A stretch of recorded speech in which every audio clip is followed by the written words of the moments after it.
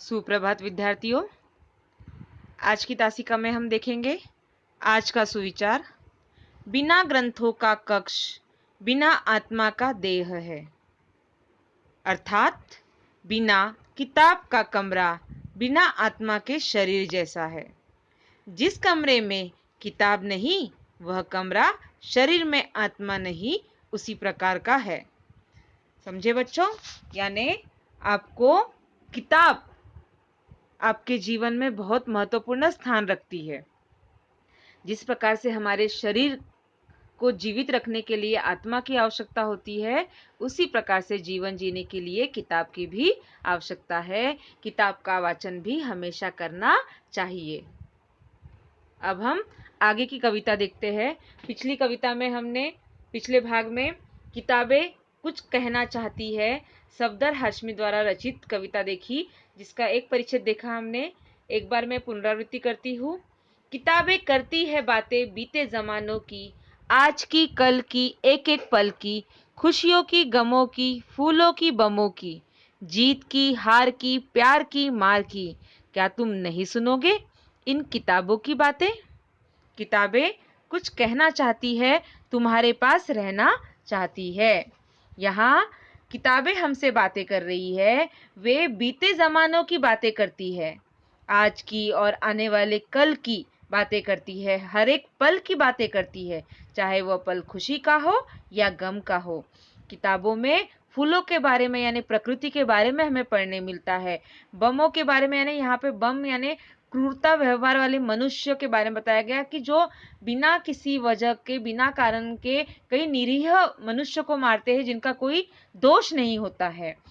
उसके बारे में भी किताबों में हमें पढ़ने मिलता है। किताबें विजय यात्राओं के बारे में बताती है, बड़े बड़े जो शूरवीर हुए हमारे यहाँ उनके बारे में हमें उनके किताबों में पढ़ने मिलता है। लोगों की हार हो उसके बारे में भी हमें बताती है। मनुष्यों, क्या तुम इन किताबों के बारे में नहीं सुनना चाहोगे? किताबें तुमसे बातें करना चाहती है, तुम्हें कुछ बताना चाहती है कि मुझे मेरा उपयोग करो। जो आज का समय है वह समय इलेक्ट्रॉनिक वस्तुओं पर काफ़ी यानी जमा हुआ है, तो वह कहती है कि मेरा उपयोग करो, मुझे तुम कूड़ादान में मत डालो, मेरे पन्ने पलटाया करो। इस प्रकार से यहाँ पे किताबें हमसे कहती है। इतना हमने पिछली कक्षा में पढ़ा था। अब आज हम आगे का भाग पढ़ेंगे। किताबों में चिड़िया चहचहाती है, किताबों में खेतियाँ लहलहाती है, किताबों में झरने गुनगुनाते हैं, परियों के किस्से सुनाते हैं। किताबों में चिड़िया चहचहाती है, किताबों में खेतियाँ लहलहाती है, किताबों में झरने गुनगुनाते हैं, परियों के किस्से सुनाते हैं। किताबों में रॉकेट का राज है, किताबों में साइंस की आवाज़ है, किताबों का कितना बड़ा संसार है, किताबों में ज्ञान की भरमार है।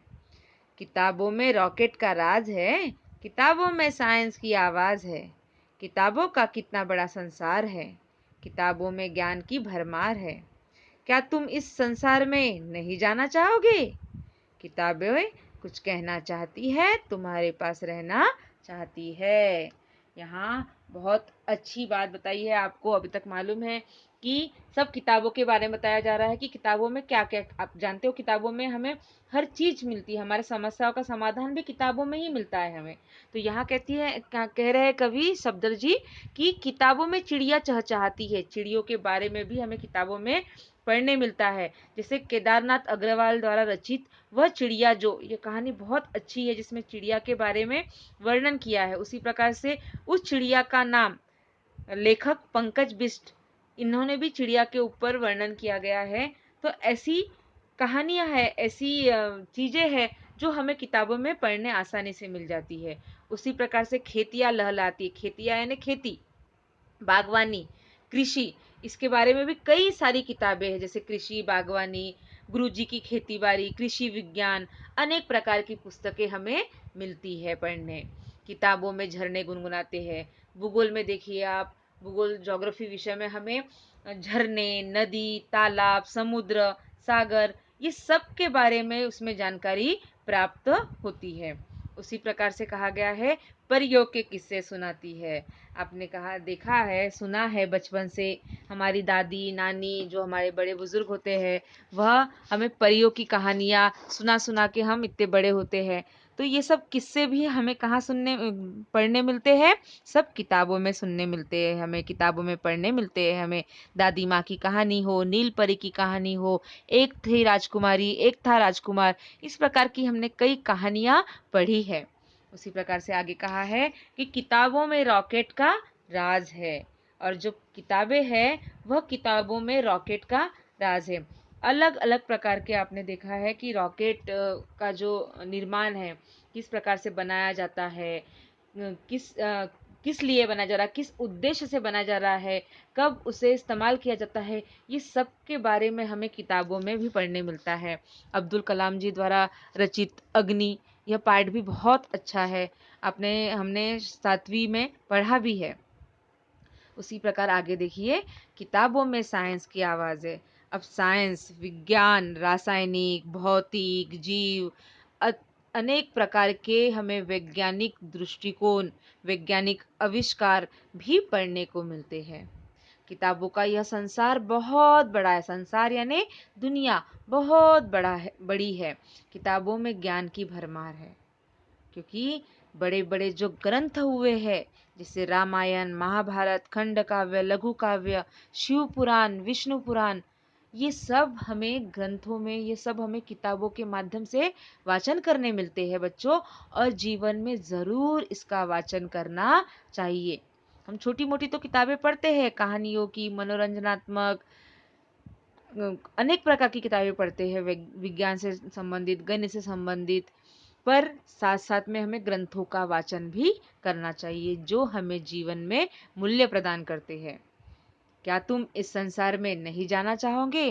किताबें हमसे कहती है कि ये किताबों का जो संसार है वो असीम है, उसकी कोई सीमा नहीं है, वह कभी समाप्त नहीं हो सकता, वहाँ पर पूरा ज्ञान का भंडार है।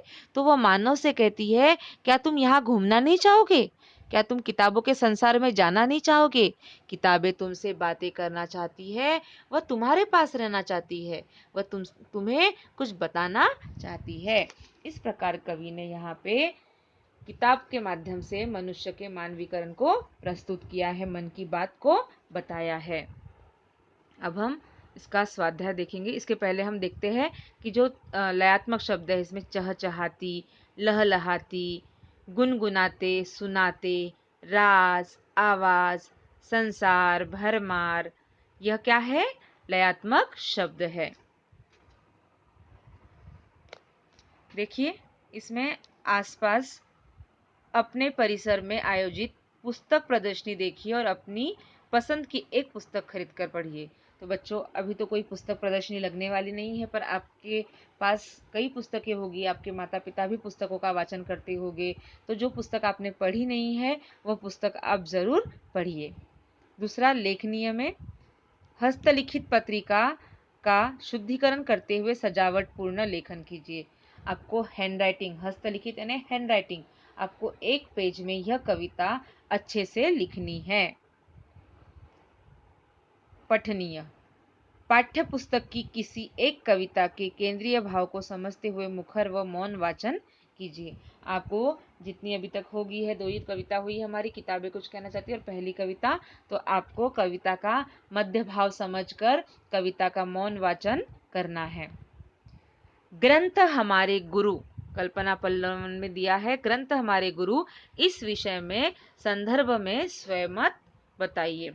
तो आपको इस विषय में आपके अपने विचार लिखना है कि हमारे ग्रंथ ही क्या है? हमारे गुरु है। ग्रंथ में ज्ञान का सागर समाया हुआ है, वह सागर जो कभी समाप्त नहीं होना है, जिसमें वेद, पुराण, उपनिषद, भगवत गीता, महाभारत, रामचरितमानस ऐसे अनेक ग्रंथ है, जिसमें जीवन का पूरा सार समाया हुआ है। कबीरदास जी, सूरदास जी, तुलसीदास जी, रहीम जी आदि सभी की रचनाओं के माध्यम से हमने नैतिकता और नैतिकता जैसे मूल्यवान गुणों को सीखा हुआ है, जो हमें इन महान व्यक्तियों की आत्मकथाओं से भी पढ़ने मिले हैं।